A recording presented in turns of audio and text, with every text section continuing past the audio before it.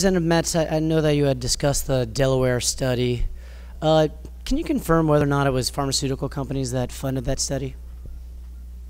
Representative Metz. Thank you, Mr. Speaker. I cannot confirm or deny it. Representative Soto. Thank you, Mr. Speaker. If it was, do you think that that would create an initial flaw or bias to the study? Representative Metz. Thank you, Mr. Speaker. I really don't have enough information to say that it is a biased study or not. I mean, I take it on its face value. It has facts and data within it. It talks about interviews with attorneys and judges, and it's done by the National Center for State Courts. If they got a grant funded by pharmaceutical companies that helped them pay for that, I would have to assume that they would have still maintained their integrity in performing the study. But I don't have any of the particulars that you're referring to, so I can't comment specifically. Representative Soto. Thank you, Mr. Speaker. Has any of these companies approached you or other legislators to try to push this legislation? Representative Metz. Thank you, Mr. Speaker. No companies have contacted me directly that I can recall. I've had people contact me about the bill on both sides of it numerous times. I don't know about other legislators, what contacts they may or may not have had. Representative Soto. Thank you, Mr. Speaker. In the Delaware study, it appears that they stated that the case file reviewed as employed in Delaware was not an effective as a means for reliably identifying Delbert motions on a large scale because it was such a small state and such a small sample. Do you still feel confident in relying on that study? Representative Metz. Thank you, Mr. Speaker. Well, I do rely on the study, and I do feel comfortable relying on it. It's not the only underpinning of the bill. I mean, we have the numbers that I referred to earlier where we have 28 states that have gone to Delbert, 10 that remain pure fry, and others that are somewhere in between. So those numbers speak volumes for the reform, and we haven't learned of any states that have tried Delbert and then decided to go back to fry. At least I haven't been told that there are any such states. Representative Soto. Thank you, Mr. Speaker. Do you know generally how long these hearings can last? Representative Metz. Thank you, Mr. Speaker. It would really depend on the issues in play at the hearing. I've been in fry hearings before in state court, and they can be lengthy. I mean, there are evidentiary hearings in front of the court. So it really depends on what the issues are, what the stakes are. If it was simply one expert against another and they had a hearing on that, presumably that could be done in half a day. I had that last year, one like that, which was a fry hearing. I don't think it's going to take any longer to apply the standards per se. If the judge knows the standards in advance and the parties know the standards in advance and they all prepare for the hearing, then I don't think that's going to necessarily lengthen it per se. If you have a challenge under fry, you're going to have the same type of evidentiary back and forth. Representative Soto. Thank you, Mr. Speaker. But wouldn't you say with more than one factor that it would be more analysis at the very least in these hearings? Representative Metz.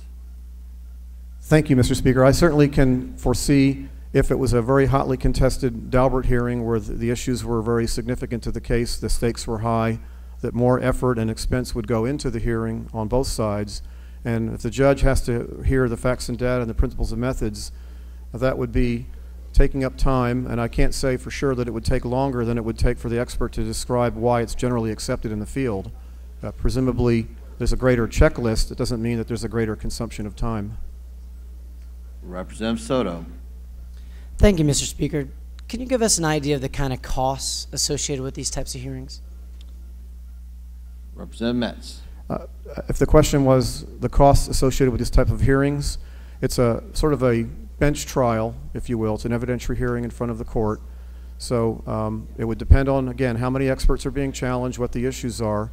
But I would say whether it's a fry hearing or a Daubert hearing, if it in fact is going to be a hearing in front of the court as opposed to paper submissions, which is also an option if the court says submit your papers and I'll read them, that's not even a hearing then, and some federal courts do that.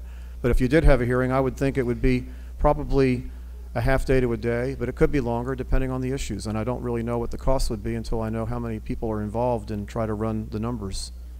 Representative Soto. Thank you, Mr. Speaker. You had mentioned issues related to whether it could be without a hearing.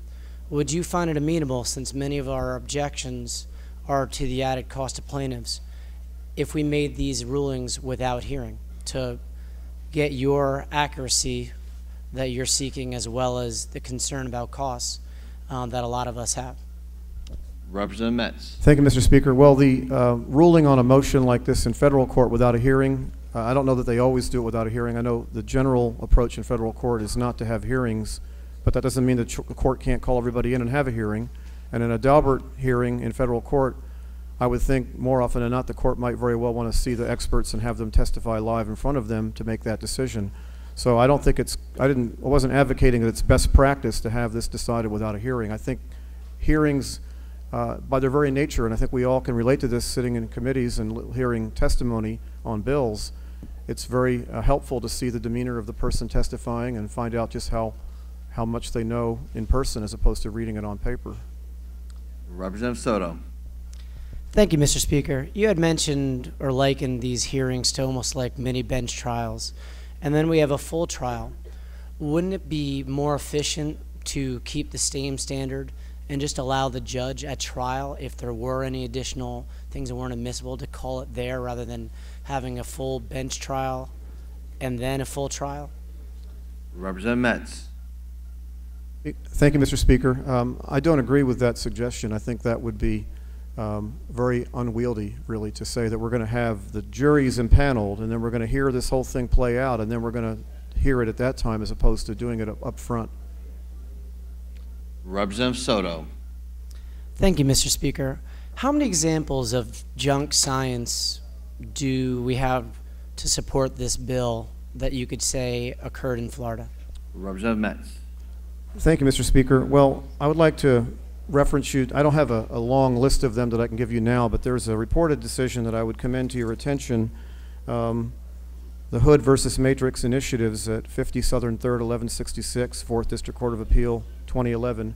Take a look at that decision. It basically goes through and talks about an expert who was proffered to testify that the use of Zicam causes a loss of the sense of smell. And there was a hearing challenging that, and the court recited in the opinion a number of courts in the federal system where under Daubert that expert's testimony was not allowed because the whole testimony was just did not meet the standards, facts or data, reliable principles and methods, and so forth.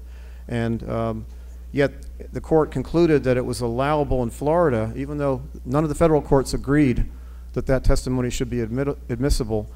The 4th District Court of Appeal reversed the trial court's exclusion and sent it back and said it is admissible, except in one small part, based on the pure opinion exception to Fry, which is in the Marsh opinion. So there are definitely examples where the vetting is different under Fry or under the pure opinion exception to Fry in Florida compared to the Daubert standard. And I'm sure there's many more examples, but that's a reported decision. If you read it, it's pretty alarming that they would just say, let the expert give you his pure opinion based on personal observations and non-scientific testing. Representative Soto. Can you be a little more specific on the facts of the case? What was the underlying cause of action and the fact pattern leading up to this case? Representative Metz. Thank you, Mr. Speaker. The case involved, again, a person's use of Zicam, and the issue was whether the active ingredients in that drug caused a damage to the olfactory epithelium such that the loss of smell was caused by the use of the product.